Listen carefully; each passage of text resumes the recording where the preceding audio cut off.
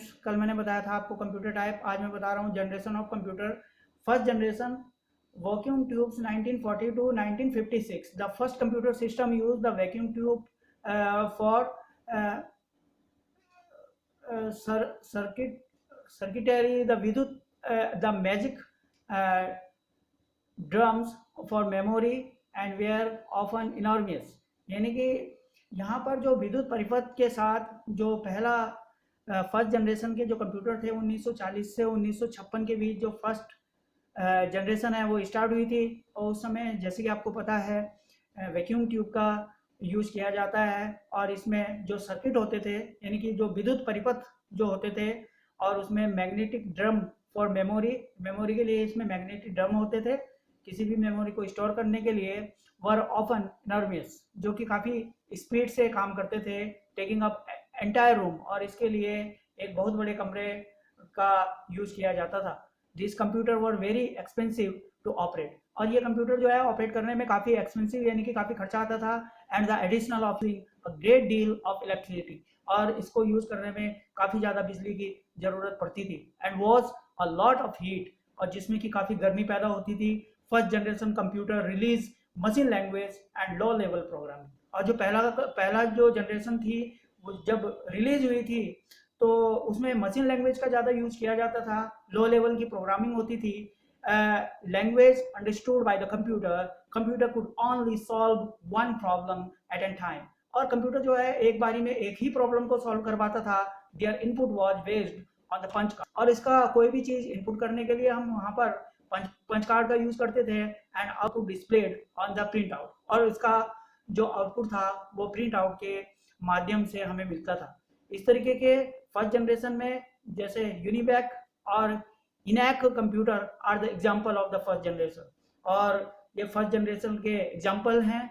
Second generation, the period of second generation was from 1959 to 1965, और जो second generation थी वो 1959 से और 1965 के बीच। In this generation transistor were use, उस समय ट्रांजिस्टर का यूज किया जाता था। दैट वाज चीप, वो जो कि काफ़ी सस्ते होते थे, कंज्यूम लेस पावर। और अब इस सेकंड जनरेशन में जो पावर सप्लाई थी यानी कि पावर जो है उसमें थोड़ा सा कम लगने लग गई थी। मोर कॉम्पैक्ट इन साइज, जो कि साइज में थोड़े से छोटे हो गए थे। And was faster than the first generation, और फर्स्ट जनरेशन से थोड़े से फास्ट हुआ करते थे। Machine made the vacuum tubes, और मशीन से वैक्यूम ट्यूब का यूज किया जाता था। In this generation magnetic core, और इस जनरेशन में मैग्नेटिक कोर का यूज किया जाने लग गया इसकी प्राइमरी मेमोरी के लिए। और magnetic tube and magnetic disk as a secondary storage. Primary storage के लिए तो हम मैग्नेटिक ट्यूब का यूज करते थे, मैग्नेटिक कोर का, लेकिन जब इसकी स्टोरेज करने के लिए हम इसमें मैग्नेटिक डिस्क का यूज करने लग गए थे।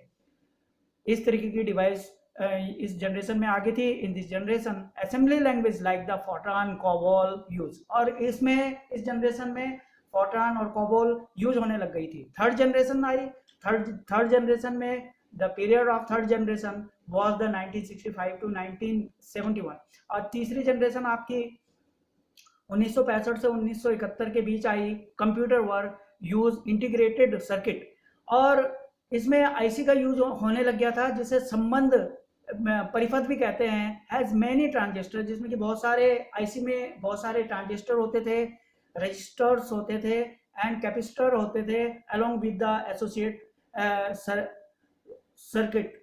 इस सर्किट के साथ जो है इनको सबको मर्ज कर दिया जाता था और तब ये काम करते थे।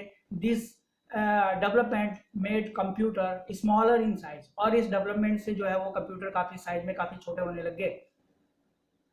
The IC was invented by the Jack Kilby. IC जो थी वो इंटीग्रेटेड सर्किट जो था वो जैक कैल्वी ने बनाया था। In this generation remote processing, time sharing, multi programming operating system were use, और इसमें रिमोट शेयरिंग, टाइम शेयरिंग और मल्टी प्रोग्रामिंग ऑपरेटिंग सिस्टम का यूज होने लग गया था। The some high level language like the COBOL, FORTRAN 2, Pascal, BASIC, ALGOL were use, और इसमें इस तरह ये कोबोल, फोर्ट्रान, पास्कल और बेसिक लैंग्वेजों का यूज होने लग गया था।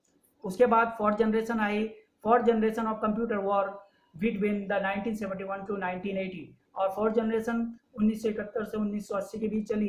This computer use to very large scale integrated circuit technology, और ये इंटीग्रेटेड सर्किट टेक्नोलॉजी के आधारित थे, यानी कि इसमें वेरी लार्ज स्केल यानी कि VLSI के नाम से जाने जाते थे इस टेक्नोलॉजी को। Therefore they were also known as a microprocessor, और इसको एक माइक्रो प्रोसेसर के नाम से जाना जाता था।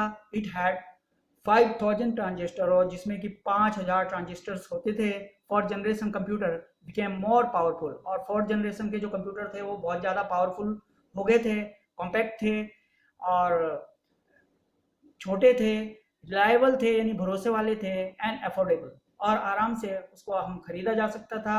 As a result it give a revolution in computer, और जिसने कि कंप्यूटर के क्षेत्र में क्रांति ला दी। In this generation time sharing, real time network, इस जनरेशन में टाइम शेयरिंग का यूज होने लग गया, रियल टाइम नेटवर्क का यूज होने लग गया। डिस्ट्रीब्यूटेड ऑपरेटिंग सिस्टम को आप डिस्ट्रीब्यूट करने लग गए थे, इस तरीके से इनका यूज होने लग गया। All the high level language like the C++, database were used in this generation, और बहुत सारी हाई लेवल लैंग्वेज जैसे C++, जावा, डेटाबेस का यूज इस जनरेशन में होने लग गया था। Fifth generation, the period of fifth generation in 1980 to till date. जैसे कि आप जानते हो कि फिफ्थ जनरेशन 1980 से अब तक चल रही है। VLSI technology converted into the USLI technology, और VSLI टेक्नोलॉजी जो थी वो आपका USLI टेक्नोलॉजी यानी कि अल्ट्रा लार्ज स्केल टेक्नोलॉजी में कन्वर्ट हो गई थी, resulting the production of micro processor chip having 10 million electronic component, और इस चिप के साथ 10 मिलियन इलेक्ट्रॉनिक कंपोनेंट्स और मर्ज कर दिए गए। This generation is based a parallel processing, और ये एक समांतर प्रोसेसिंग में चलने लगी। हार्डवेयर एंड आर्टिफिशियल इंटेलिजेंस यानी कि जो कृत्रिम बुद्धि यानी कि कुछ इस तरीके के सॉफ्टवेयर डेवलप हो गए जो कि ओरिजिनल थे और उनके डुप्लीकेसी बनने लग गई। ऑल इमर्जिंग इन कंप्यूटर साइंस, और सारे ही कंप्यूटर साइंस के द्वारा मर्ज किए गए, उनको बनाया गया। All the high level language C and C++, Java, net etcetera, ये सारी लैंग्वेजेस चलने लगी और use this in this generation, और इस जनरेशन में यूज होने लगी। It's develop the natural language processing, और यहाँ पर एक प्राकृतिक लैंग्वेज का विकास हुआ। And advancement the super conductor technology, और सुपर कंडक्टर टेक्नोलॉजी पर आधारित हो गई, यहाँ पर बनने लगे। सम use friendly interface with the multimedia feature, और इसमें कुछ मल्टीमीडिया फीचरों का भी फीचर्स को भी इसमें मर्ज कर दिया गया, इनके साथ जुड़ गए। इन this generation computer was powerful, इस जनरेशन में कंप्यूटर काफ़ी पावरफुल हो गए थे, कॉम्पैक्ट एंड चीप रेट, और सस्ते रेट पर आपको मिलने लगे थे। Some computer such as the desktop, laptop, notebook, ultrabook, Chromebook available in the market, और सभी चीज़ें मार्केट में अवेलेबल होने लग गई। More the game playing, robotic, neural network and neural यानी तंत्रिका संबंधी लैंग्वेज इस कंप्यूटर इसको समझने लग गया। अगर आपको मेरा वीडियो अच्छा लगे तो इसको सब्सक्राइब करें, लाइक करें, शेयर करें, और चैनल को देखते रहें। धन्यवाद।